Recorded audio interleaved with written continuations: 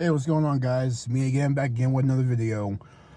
I wanted to make a little bit of a short story talking about of how a I hate you but don't leave me story.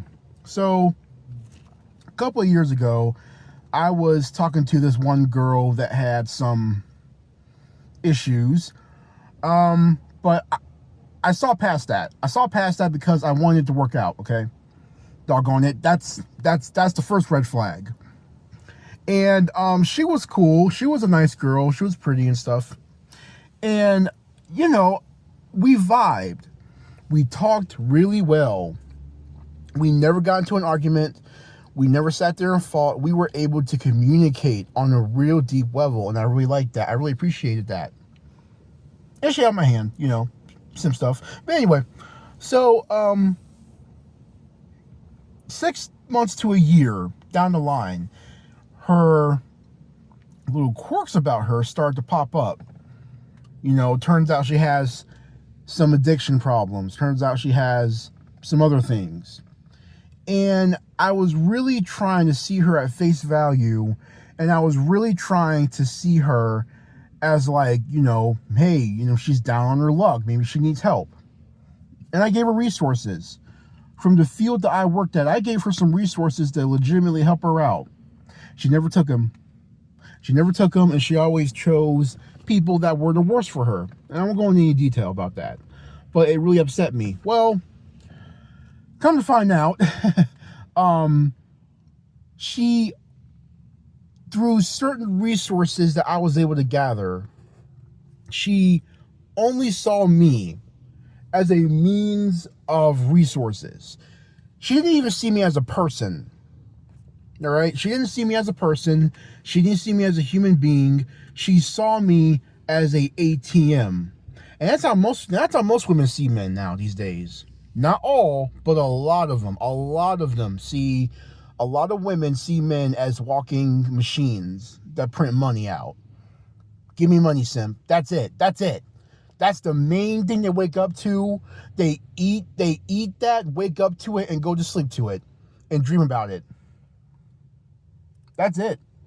And it's a shame, because there was a time that I may have been hopeful for something, but now she, and a lot of other things had to happen, but that is now crushed. And I genuinely do not really know if I can fully just turn the other cheek, like the Bible says. That's hard to do. That is very hard to do when you are always on the short end of the stick. That's very hard to do when you are screwed over so many times. That's very hard to do when you have nothing to live for at home, quote unquote.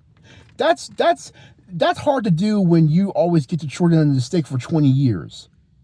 Since like 2002, 2003, and now it's 2026, and it's just now ending. Because you made a choice to cut everyone off, and all of a sudden your life gets better. That's very disheartening. And I don't know. I typically don't go around just wanting to see people get destroyed, but this I had to make an exception, because this person is not willing to take any responsibility for their chaos. Now that's going to cost them their life. Well, if that happens, that happens, and I'm not going to their funeral. I don't have to. I don't have any bearing. But this person saw me as an ATM. This person saw me as like a means to get whatever they wanted, but she acted like she wanted me around. That's the disheartening part. Okay, if you see me as an ATM, just be honest and not walk away. When you act one way to keep me around, and then expose to everyone else how you really see me, and then everyone is in agreement to not say anything, that's what I don't like. then see, that's when we got a problem. That's when we got a big problem. But I digress. It's a hate. It's a don't leave me, I hate you type of thing. This person hated me, wanted me for whatever I could give her or get for her, whatever, whatever the cause, whatever. And it probably will cost her her life.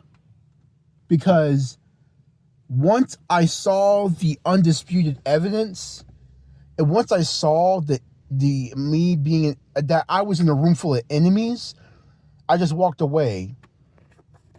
And I was their only source of light that they had. And now they're drowning in darkness. They're drowning in evil.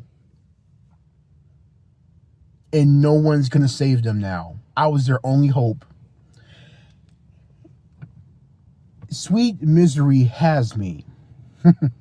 It's a song by Michelle Branch, and from her Spirit Room, the first album. But came out in 2001, actually. But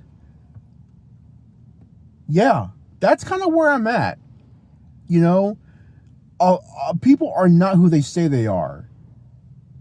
But don't go around just trying to kill them and trying to hurt them and stuff. Don't stalk them. Don't kill their pets and walk away laughing.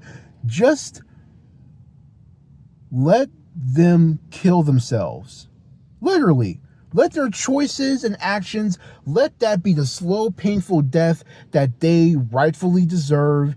And then when they die at 41 or 30 and stuff, then you can laugh at their grave. You can go to your funeral and just, laugh at them.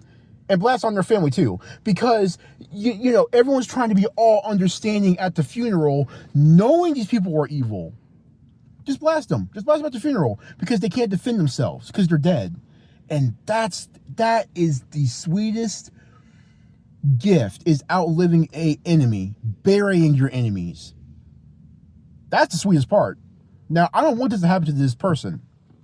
I want this person to, live a long life and overcome everything, but it looks like this is the end. Oh well, that's it. All right, bye guys.